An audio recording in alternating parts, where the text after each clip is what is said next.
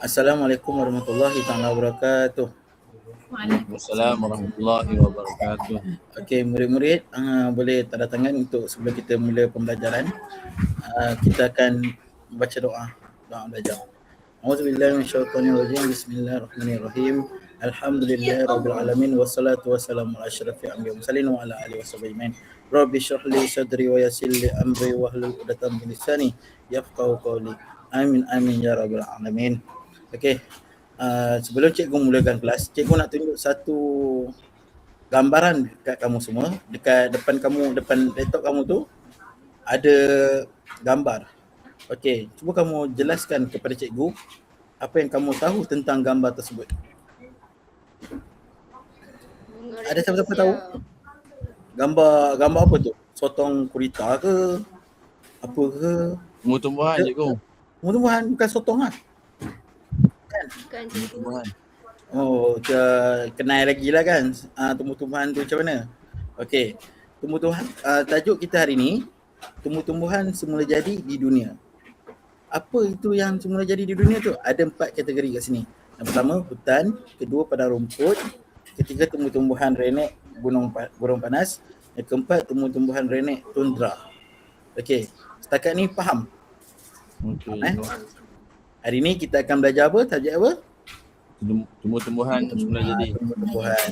Okey, tak lari kan daripada topik lain kan.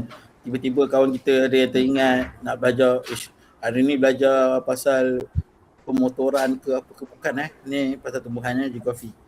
Okey, dapat kat situ Okey, kategori dia ada hutan, lepas tu padang rumput, tumbuh-tumbuhan renek gurun panas, tumbuh-tumbuhan renek tundra. Okey, hutan tu ada apa? Cuba siapa yang tahu hutan tu apa dia? Siapa-siapa je baca. Bahagian hutan tu. Hutan hujan apa? Hutan hujan tropika, hutan monsun tropika, hutan konifer, hutan Mediterranean, hutan daun luruh sederhana. Oh, okey.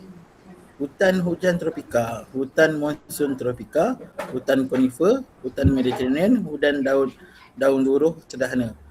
Nampak kat situ, dia ada beza-beza hutan tau. Kita tak ada satu hutan tu kita panggil, oh tu hutan tropika je. Bukan, kalau kita pergi kat hutan-hutan yang mana-mana yang ada pada negara-negara yang lain, dia banyak jenis-jenis hutan. Faham Faham? Siapa tahu yang dekat Malaysia ni hutan apa? hutan hujan tropika. Betul. Okey, faham jelasan kat situ? Kalau tempat lain, macam contohnya dekat Amerika ke, ada yang tahu hutan apa? Amerika ada hutan ke? Ada? Tak pasti. Tak pasti. Ada kot? Ada kot. Tak apa, nanti kamu balik kamu research Boleh Okey, padang rumput. Ada 2 kat sini, padang rumput savanna dengan padang rumput sederhana steppe. Okey, tahu savanna tu apa? Steppe tu apa? Tak tahu kan? Tak pernah dengar.